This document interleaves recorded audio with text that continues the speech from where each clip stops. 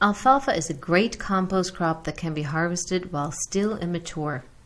In order to sustain high yields from your alfalfa bed, you need to be careful about where you cut the stem when harvesting. So we've got our shears, and what we're looking for here, I'm going to push this back so we can see, is it's about 1 inch off the ground.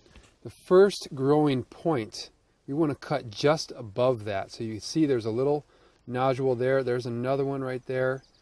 And if I go all the way down, I can see there's one actually right there. So the place I want to cut is right above it.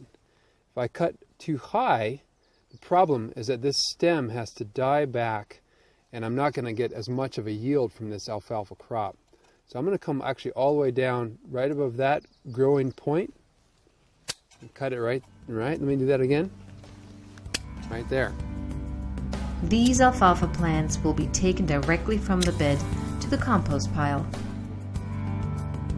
Whenever possible, you can select compost crops like daikon that improve the health of the soil while adding spice to your diet. As John tells Tim, daikon has other advantages as well.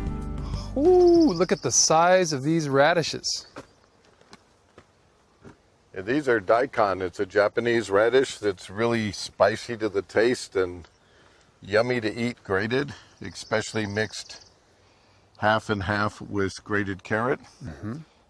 Really yummy. Is that why you're growing them? I mean, they're flowering. What's going on here? Right. Well, we're actually growing this bed of daikon in order to improve the soil. Mm-hmm. So what it's doing is the roots drill into the soil and they compost there, and it adds carbon. They work their way down in. Right, deeper. Okay. And so this particular soil is one of our heavier soils in our mini farm, and we're being able to upgrade it.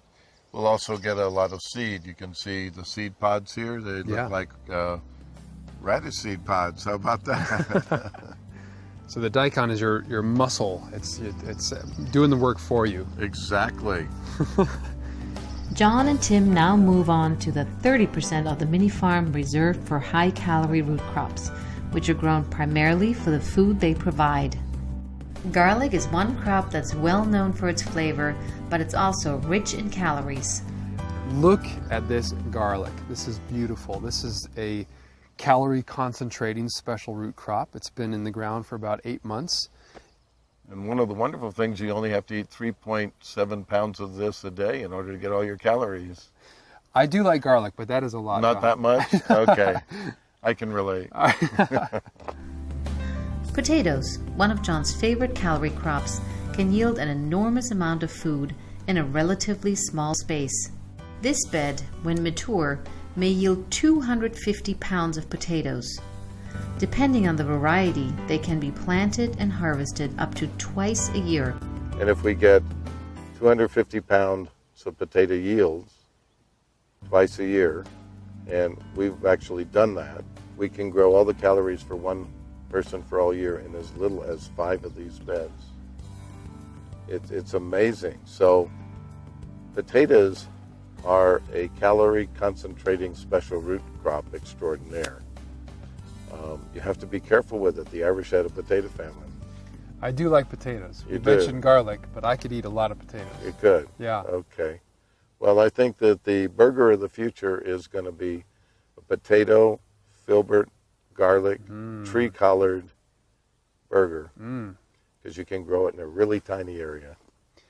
So will these grow taller, these plants here? Yes, these will grow 2 to 3 feet high. Okay. And we'll actually restrain them.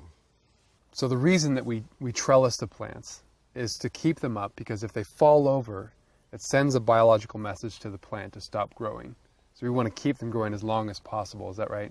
That's right. And one of the reasons we want them to grow as long as possible is they do most of their tubering or bulbing, creating the potato, in the last 30 to 45 days. In the last part of their growing cycle? Yeah. Ah, okay.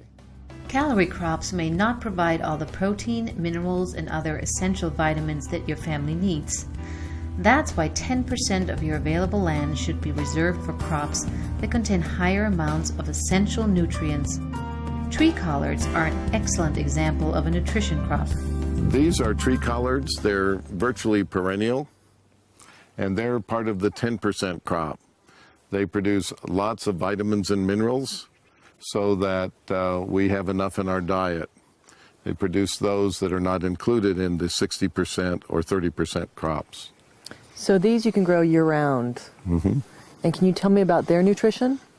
Yes, they're more than just a vitamin and mineral advantage. What these do, per unit of area, per unit of time, they produce 4 times the protein and 8 times the calcium that milk does if you have milk produced from the same area growing alfalfa fed to a cow.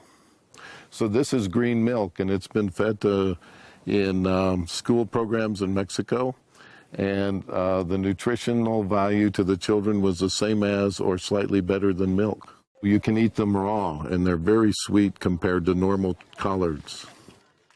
We take cuttings every August because we prune them back, sort of like roses. Mm-hmm. And then we take the pruned back stems, and we take 6 growth nodes to each one, and we put them in a flat with 2 of the growth nodes in the soil and 4 out. Mm-hmm. And they grow new plants. Fabulous. We do rotate them about every 4 years. Celery and parsley are 2 crops where a little goes a long way. Now we're letting these plants go to seed. One of the reasons why is we're going to get seed to eat, which is really tasty as a condiment in the kitchen. But we're also going to have a lot of flowers. You can begin to see them forming here. Yeah. And over there. And these have so many flowers that there's extra pollen, more per square foot than most crops would have. So they serve as feeding stations for the beneficial predatory insects. Ah, okay. So fewer insect challenges in your garden. Sure, yeah. Now the average backyard gardener doesn't need to have this many. You can just have, 2 or 3.